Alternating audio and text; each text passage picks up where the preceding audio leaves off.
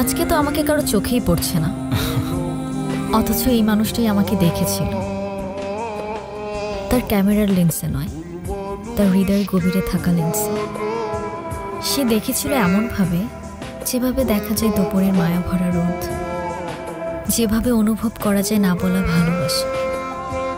আমি ছিলাম হয়তো তার ফ্রেমের বাইরের কেউ, তবু সে আমায় রেখেছিল তার গল্পে।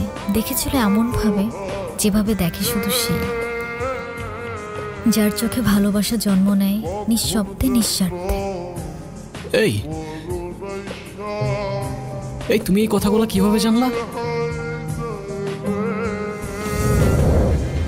তুমি এখনো ঘুমাওনি? ঘুম আসছে না।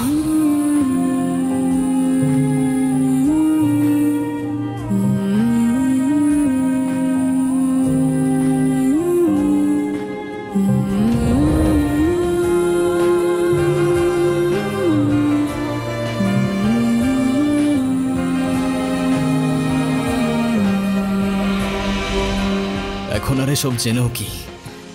সে তো তার তাকদিরে লেখা মানুষকে পেয়েই গেছে। আমি তো শুধু একটা ছায়া ছিলাম, আলো তো ছিল অন্য কারোর জন্য। চায় না জিনিস, তাই ভেঙে যাওয়ার আগেই ছুঁড়ে ফেলে দিয়েছি।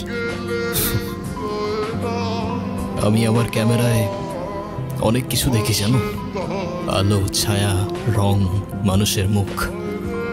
মুহূর্ত ধরে রাখি ফ্রেমে, তবে আমার সবচেয়ে পছন্দের ছবিটা কখনো আমার ক্যামেরায় তুলে উঠতে পারিনি, কারণ সেই ছবিটা ছিল আমার কল্পনায়।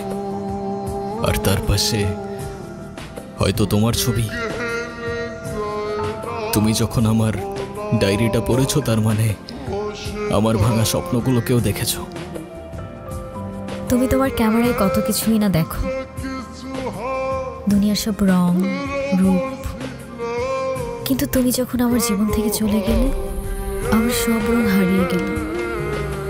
আমি বুঝে গিয়েছিলাম যে চলে যায় সে হারিয়ে যায় না, যদি তাকদিরে তার জন্য ঠিকানা লেখা থাকে। তোমার তাকদিরে আমি আছি কিনা সেটা আমি জানি না, তবে সেই ছোটবেলা থেকেই একটা জিনিস চাইতাম জানো, একটা ঠিকানা, যেখানে সন্ধে হয়ে যাওয়ার পর কেউ বলবে তাড়াতাড়ি ফিরে এসো। সকালবেলা ঘুম থেকে উঠে কেউ বলবে ঘুম ভালো হয়েছে, আর দিন শেষে খাবার রেখে বলবে ঠান্ডা হয়ে যাবার আগে ভাতটা খেয়ে নাও। এখন তুমি যদি বলো আমি তোমার তাকদিরে আছি, তাহলে আমার সেই ঠিকানার নাম হয়ে যাবে তুমি। এখনো যদি না বুঝো, সেই ঠিকানায় আমি দাঁড়িয়ে আছি তোমার সামনে, তোমার হয়ে। তবে শুধু ভালোবাসার জন্য না, একসাথে বাঁচার জন্য, একটা জীবন গড়ার জন্য, যে ঠিকানায় শুধু তুমি আর আমি। এবার তুমি বলো, আমি তোমার তাকদিরে আছি কি?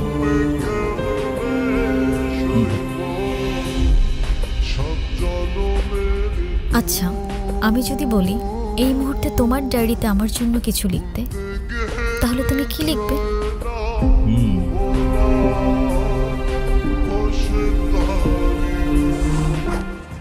জিরো? আমি তোমার লাইফে জিরো? ডিপেন্ডস।